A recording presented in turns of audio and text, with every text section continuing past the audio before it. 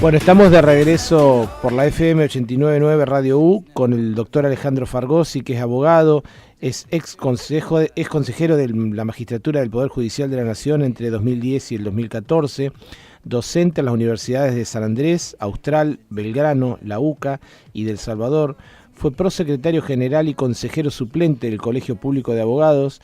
Entre 2007 y 2013 presidió la Academia de Artes y Ciencias de la Comunicación, dirigió la división jurídica de IDEA y se desempeñó como presidente de la Asociación Argentina de Derecho de las Telecomunicaciones.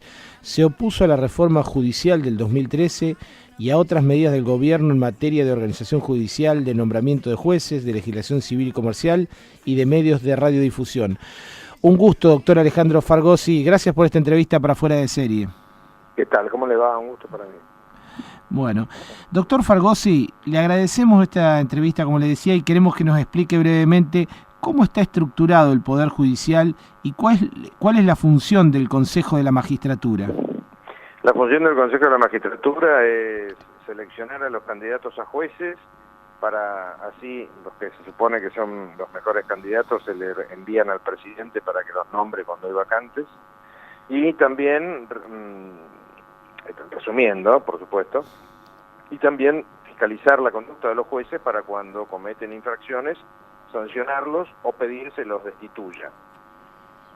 El que los destituye es una cosa que se llama el jurado de enjuiciamiento de magistrados.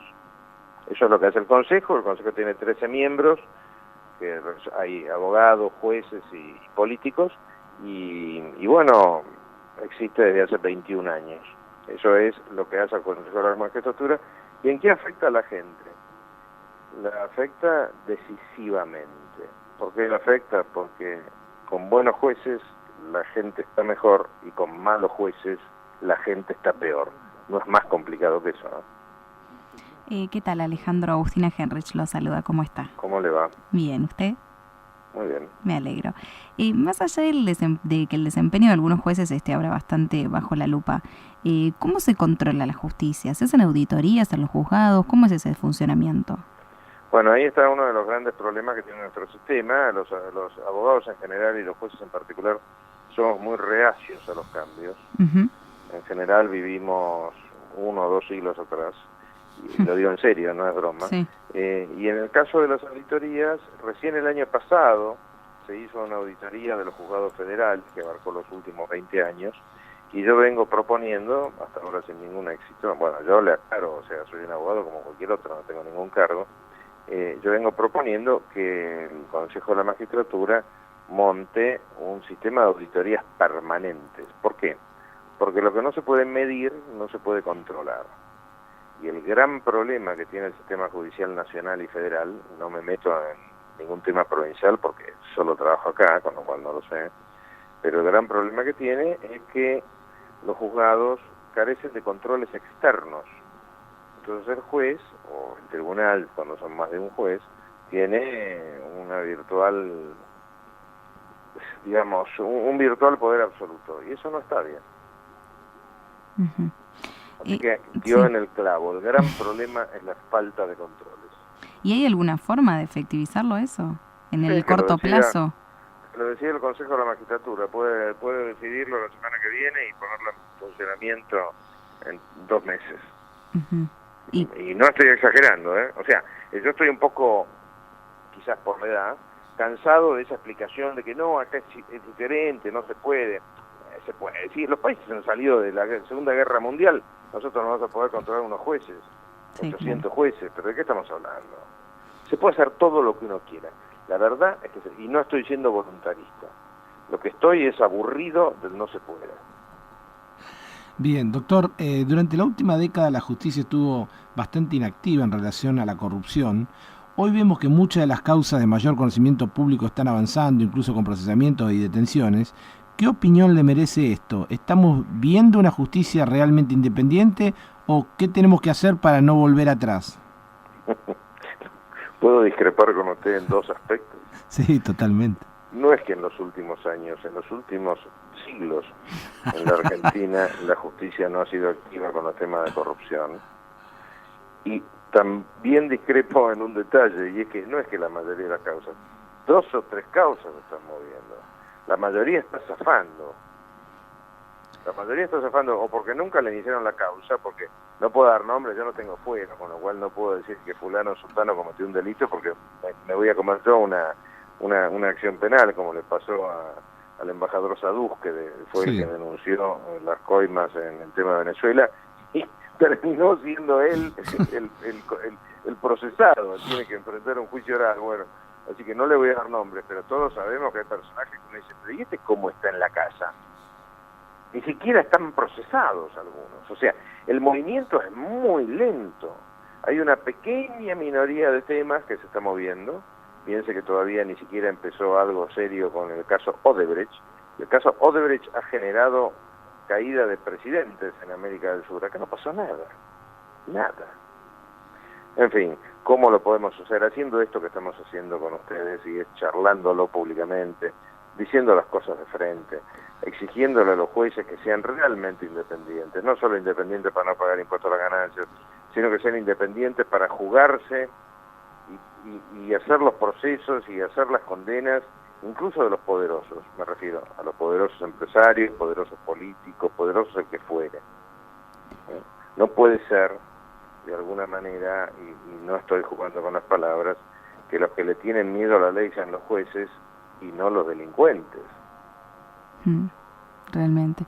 ¿Y ustedes, en líneas generales, optimista con esto? ¿Le parece que vamos a seguir avanzando en el tema o en 2 o 3 años vamos a estar un poco como antes?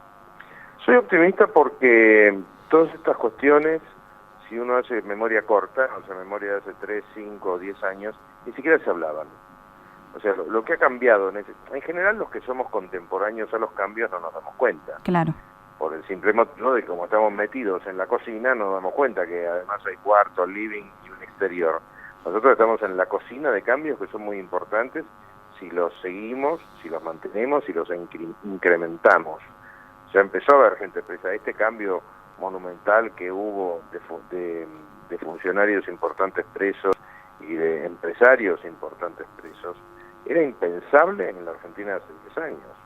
Por supuesto, falta la gran asignatura pendiente, que es otros ministros del régimen kirchnerista y la propia expresidenta, que yo no entiendo cómo todos los que la rodeaban pueden haber cometido delitos y en un sistema donde la única que mandaba era ella no. Pero en fin, eso lo dirá la justicia. Yo no soy quien para corregir a nadie, pero sí soy optimista. Doctor, usted hizo mención al tema de ganancias por parte de los jueces y ahí va la pregunta. ¿Qué posibilidad le ve al proyecto de exención del pago de ganancias por parte de los magistrados? ¿Sabe que no sé qué decirle? Que los jueces y algunos empleados o muchos empleados del sistema nacional y federal no paguen ganancias es tan jurídicamente salvaje. ¿Por qué es jurídicamente salvaje? Que el hecho de que haga 80 años que están con ese privilegio inconcebible, por un lado me asombra y por el otro lado digo, ¿alguna vez se podrá dar cuenta de eso? Todo el mundo le tiene miedo a meterse con los jueces. La verdad es que la mayoría de la política le tiene miedo a meterse con los jueces. ¿Por qué? Por lo que decía el viejo Vizcacha. Hacete amigo del juez, no le des de qué quejarse. Piense que los jueces son jueces antes que el político empezara en lo que estaba haciendo y van a ser jueces después. El poder de los jueces es inmenso. Ahora, de una buena vez por todas tenemos que entrar en el siglo XXI. Por ahora estamos en el siglo XVIII.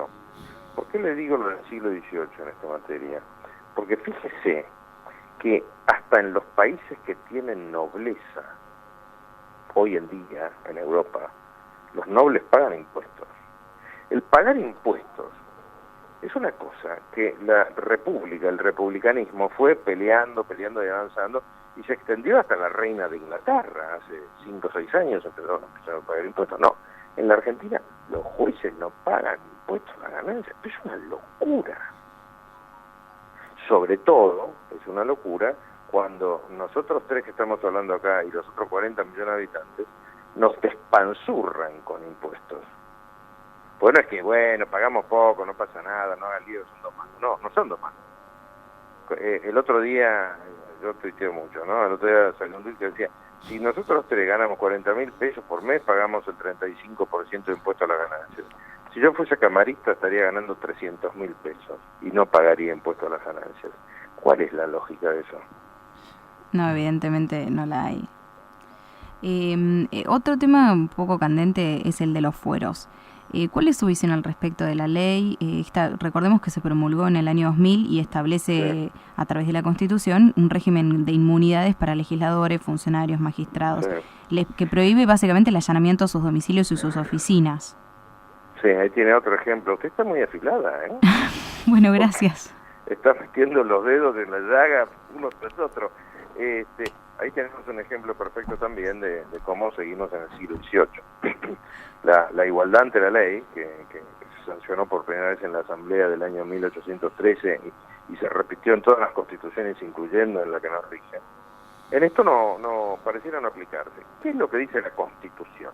La Constitución establece un fuero de arresto, o sea, los diputados y los senadores y los jueces no pueden ser arrestados mientras duren en sus funciones, salvo que los descubran en delitos flagrantes. O sea, pasa un policía y ve como un juez está matando al vecino.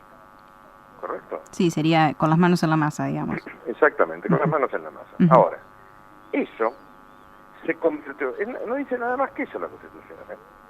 Lo que sí le dice la Constitución es que todos somos iguales ante la ley y que no se admiten privilegios ni títulos de sangre, ni de nobleza, ni nada por... O sea, teóricamente somos todos iguales. Bueno, no somos todos iguales. ¿Por qué? Porque el Congreso, cuando reglamentó los fueros, y antes era todavía peor que ahora, cuando reglamentó los fueros, los rodeó de una cantidad de ventajas que no dice la Constitución. La Constitución lo único que dice es que no lo pueden arrestar. Ahora, eso de que no lo pueden allanar, que no lo pueden llevar a declarar, todo ese tipo de cuestiones, no están en la Constitución. Esos son privilegios que también, desde mi punto de vista, son inconstitucionales. Pero claro, ¿quién se atreve a meterse con todo el Congreso? La Argentina tiene un grave problema desde mi punto de vista y es que no nos atrevemos a casi nada. Estamos siempre asustados. Sí, es raro porque no es parte del ser de los argentinos. Somos muy avasallantes, muy de ir para sí, adelante en otros aspectos. Sí. No, pero somos avasallantes. Mire, es un tema de lo más interesante. Yo creo que somos avasallantes y se lo ve en la calle, en las peleas de la calle, en el agarrame que lo mato. Sí. Pero agarrame. Sí. ¿Contás? No sé qué hacer, agarrame que lo mato. Yo he visto peleas en otros países, se van a las piñas sin ningún tipo de insulto previo. Son salvajes para pelearse. Me estoy refiriendo, por ejemplo, a los franceses, no estoy hablando de países africanos, estoy hablando del máximo refinamiento que tiene la historia, que es en Francia. Se surten sin decir aguabá. Nosotros me da la sensación que somos más de la boca para afuera. Bien. Doctor, le quiero consultar. Los argentinos queremos que se siga recuperando, lo robado. Y ahí aparece este proyecto de extinción de dominio. ¿Usted le podría explicar a la gente qué es y por qué aún no ha salido? Mire, básicamente el proceso el proyecto de ley de extinción de dominio que tiene aprobación de una de las cámaras y falta la otra, es lo que dice que en determinados casos, cuando hay razonables presunciones de que el procesado robó plata, se apropia el Estado de esa plata, y por supuesto, como en todas las demás cosas de la vida, si se llegase a demostrar que en no la había robado, o sea, si quedara impune, 99% de impunidad tenemos en la Argentina, pero no importa, dejemos eso a un costado, esa es una estadística la que digo, no es sanata, pero si llegase a probar que efectivamente los bienes eran de él, se le devolverá o se indemnizará. ¿Para qué sirve esto? Esto sirve para atacar la parte, digamos así, económica de la corrupción. Porque el corrupto no es que roba porque le divierte robar, roba porque se hace rico. Entonces la manera de atacar el narcotráfico, la corrupción, los delitos pesados, es atacarlos en su disparador, que es el disparador económico. ¿Qué es lo que pasa con ese proyecto de ley? Primero, que afecta a mucha gente, porque estamos llenos de personas que no nos explicamos de qué viven, y ustedes deben tener varios cerca. ¿De qué vive? ¿Cómo es posible que nunca esté estresado? Me refiero, políticos o empresarios, ¿no? Por un lado eso, o sea, se tocan muchos intereses. Y por el otro lado, hay abogados de total buena fe, pero total buena fe, que dicen, bueno, no, pero esto en definitiva, si no hay una condena firme. Sí, claro, pero la realidad ¿cuál es? Que las condenas firmes tardan 10, 20 años en la Argentina. Y mientras tanto los bienes, si los sigue administrando el procesado, no los ve nunca más. Y yo me pregunto, ¿no? Ustedes están en la provincia de Buenos Aires. Sí. Pero pasa lo mismo en todas las provincias y en la capital. Si el ente recaudador de impuestos nos puede manotear la cuenta corriente sin pedirle permiso a un juez, o sea, si a nosotros nos extinguen el dominio sobre nuestra plata por la mera presunción de que debemos impuestos, porque más de una vez se equivocan. Eso no sé si les ha pasado o le ha pasado a amigos de ustedes, pero seguramente a los oyentes les ha pasado más de una vez a ellos o al vecino. ¿Por qué nos preocupamos tanto por la plata de los chorros seriamente sospechados de tales y no nos preocupamos por la nuestra? Que sí nos extinguen el dominio. Porque nos lo extinguen. O sea, cuando el Estado nos embarga una cuenta, chau. Somos boletas, no podemos ni usar la cuenta para pagar al médico. Sí, claro, es verdad. Siempre estamos mirando la paja en el ojo ajeno y bueno, es parte de lo que veníamos diciendo. Doctor, lo llevo por último a otro tema que es el tema del Código Penal. Algunos sectores están proponiendo la necesidad de una reforma del Código Penal. ¿Considera que es necesario? ¿Qué cambios podrían plantearse? Y también, ¿cuáles son las limitaciones del Código actual? Y yo me diría que el Código actual es un poco viejo, pese a que ha tenido infinitas reformas. Sí, es verdad. No hay que nunca simplificar en eso de... Y es un código de 1921. ¿Qué tiene que ver? El Código Civil viejo, el que derogó Cristina Kirchner, era buenísimo, era de 1860. El Código Civil francés de 1804, y a Francia mal no le va. O sea, el tema no es que las cosas sean viejas o nuevas, sino que sean buenas o malas. Porque en definitiva, el ser humano no evoluciona hace 10.000 años, seguimos siendo más o menos el mismo tipo de persona. Y los códigos hablan de conductas humanas, no hablan de computadoras, con lo cual el problema no pasa por ahí. El problema principal es que se los aplica. La Argentina es un país donde ha dominado la aplicación de la ley penal lo que se llama el abolicionismo. ¿Qué es el abolicionismo? Es una doctrina penal que le inventaron los alemanes, pero ellos no la aplican. Esto es fenómeno, es lo que yo digo y no lo que yo hago, ¿no? Le inventaron los alemanes y acá la desarrolló sobre todo Zaffaroni. Que básicamente, ¿qué dice? El delincuente es víctima de la sociedad. El delincuente no es el malo es la sociedad que lo hizo delincuente. Con lo cual, se aplica lo que dijo el mismo Zaffaroni en una entrevista a la revista Rolling Stone, le digo exactamente de cuándo, de septiembre del 2003. Lo que dijo el señor Zaffaroni es: cuando yo era juez, después volvió a hacerlo, cuando yo era juez, lo primero que, estoy citando casi de memoria y literal, lo primero que hacía cuando entrevistaba al imputado era pensar, comillas, ¿cómo hago zafar a este? Y si no lo puedo hacer zafar, veo cómo le aminoro la sanción. Imagínense que con ese criterio terminamos en lo que es la estadística que les anticipé hace un ratito. El 99% de los delitos en Argentina, 99, no tiene sanción efectiva, por lo que fuere, porque se fugó con una salida transitoria, porque nunca lo agarraron, porque prescribió la acción, porque le pusieron una pena menor a 3 años y entonces nunca estuvo adentro, porque le computaron doble los días. Siempre nos la ingeniamos para que los únicos que cumplimos la ley somos los que no la violamos. Ahora, los que la violan hacen lo que se les da la gana. Y eso no depende solo del código, que se lo puede sin ninguna duda mejorar, sino de los jueces que lo aplican. El ejemplo más lineal pasa en la ciudad de Buenos Aires en el obelisco. El obelisco, el ombligo del argentino, teóricamente, por graficarlo de alguna manera, sería un ombligo salido en todo caso, pero el ombligo de la Argentina, usted no puede caminar por esa zona a las 3 de la tarde porque lo roban. ¿Por qué lo roban? ¿Es culpa de la policía? No, la policía los detiene, pero los jueces los largan a la hora. Porque ¿qué es lo que pasó? Fíjense qué interesante esto. Con este asunto de que los menores no pueden ser responsabilizados penalmente, ¿qué es lo que hacen los delincuentes? Contratan menores.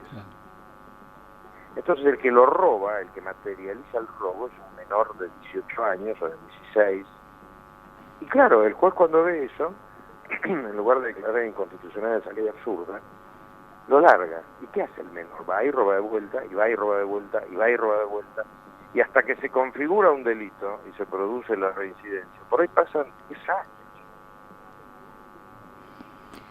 El panorama, que parece devastador, se soluciona cambiando 2 o 3 leyes y aplicándole a los jueces, también a ellos, la ley. Pero bueno, este tipo de charlas, que pueden parecer desalentadoras, son fundamentales, sobre todo para que nos vayamos dando cuenta que los problemas graves no son tantos. Pensemos los países, la Argentina misma ha salido de situaciones devastadoras, pero pensemos los países que salen todos los días de una situación devastadora. Todos los días hay un país que levanta cabeza. Hoy en día nosotros estamos, desgraciadamente, en una situación de caída del Producto Bruto Interno y demás, que solo tienen otros 3 países. Venezuela, que es un desastre en el medio de una dictadura, y 2 países que han estado en guerra civil de África, que ni me acuerdo cuáles son. ¿Cómo logramos estar ahí? Porque no respetamos las leyes. No las respetamos. Las leyes en la Argentina son sugerencias, no son obligaciones. Tal cual. Gracias, Alejandro. Muy, muy interesante toda la charla. Muchas gracias a ustedes. Hasta luego. Hasta luego. Alejandro Fargosi, abogado y ex consejero de la Magistratura del Poder Judicial de la Nación, docente de varias de las universidades de mayor renombre del país, fue prosecretario general y consejero suplente del Colegio Público de Abogados, presidió la Academia Argentina de Artes y Ciencias de la Comunicación y realmente un placer. Sí, la verdad que sí, nos ha dado una clase magistral de Derecho y ha dejado muchos conceptos que seguramente la gente básicamente los va a ir descifrando, pero sobre todo que la Argentina necesita una república, necesita un poder judicial mucho más independiente y que también, como otros poderes del Estado, necesita ser controlado.